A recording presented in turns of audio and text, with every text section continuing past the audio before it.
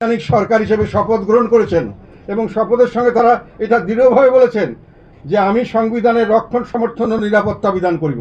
সংস্কার সংকলনের যেগুলি বিষয় উনি গণতন্ত্রের গঠন এই সংবিধানে আনার জন্য গণভোটের ব্যবস্থা করেছেন সেটা সংবিধানের গ্রহণযোগ্য কোনো বিধান নেই, এটা সংবিধানের মধ্যে নেই। শুধু নির্বাচিত সংসদ সদস্য তার সংসদে শুধু সংসদের কোনো সংবিধানের কোনো রকম কোনো পরিবর্তন করতে পারে এবং সেই পরিবর্তন হবে একটি নির্ধারিত সংবিধান নির্ধারিত একটি পটে। সেখানে গণভোট কখন হবে কীভাবে হবে সেটা লিপিবদ্ধ করা আছে। কাজে এই গণভোট করে গিয়ে আমি মনে করি অন্তর্বর্তীকালীন সরকার তাদের শপথ ভঙ্গ করছেন।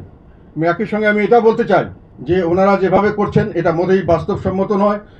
এটা গণভোটের কোনো মতামত সাধারণ লোকরা যেই এত কমপ্লেক্স বিষয় এরকমভাবে ওনারা করছেন, এটা একটা সম্পূর্ণ একটা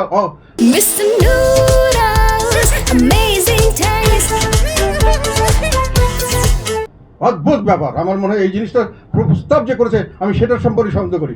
প্রস্তাব যারা করেছে তাদের সম্পর্কে আমার সন্দেহ হয় তারা কি সত্যিকারে বুঝে করেছেন নাকি তারা কিভাবে এইরকম একটা প্রস্তাব করলেন।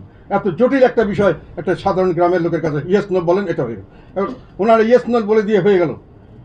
এবং এটা শুধু এটা সংবিধান সম্মত নয় এবং এটা দেশে আমার অভিজ্ঞতা থেকে বলছি, ওনার দুই একটা এক্সাম্পল দিতে পারি আমি যে সংবিধান সংশোধনগুলি তারা করেছেন।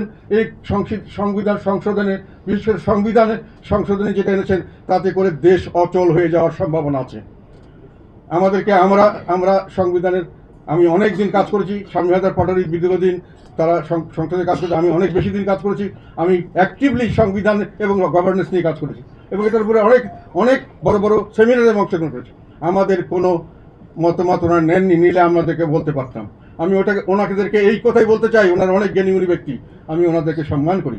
কিন্তু পিএইচডি হয়ে আপনি সাঁতার কাটার জন্য পিএইচডি হন আর যাই হন, সাঁতার শিখতে হলে সাঁতার কাটতে হবে, মাটিতে নামতে হবে, পানিতে নামতে হবে। পানিতে নামার পরে আপনি বুঝবেন সাঁতার কাটা কাকে বলে। আর সাঁতার কাটা শিখলে আপনার পিএইচডি হওয়ার দরকার হয় না। দেশ চালানোর জন্য প্রতিটি দেশের আলাদা সিস্টেম।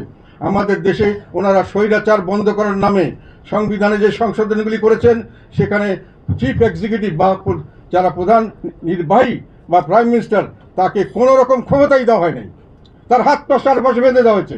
আপনি স্বৈরাচার বন্ধ করবেন কিন্তু করতে গিয়ে দেশ চালাবে কিভাবে?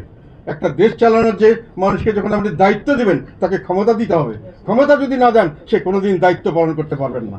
কাজে আজকে যারা প্রধানমন্ত্রী হবেন মনে করছেন বা স্বপ্ন দেখছেন তাদেরকে আমি হুঁশিয়ার করে দিতে চাই, আমি আমার নিজের অভিজ্ঞতা থেকে বলছি এই সংবিধান সংশোধন যে এক কথা এটা বেআইনি, সংবিধান বিরুদ্ধ এবং এটা অবাস্তব এবং সত্যিকার কথা বলতে এটা বাস্তবায়ন হলে দেশ ধ্বংসের পথে এগিয়ে যাবে। দেশে কোনো রকম কোনো স্থিতিশীলতা থাকবে না।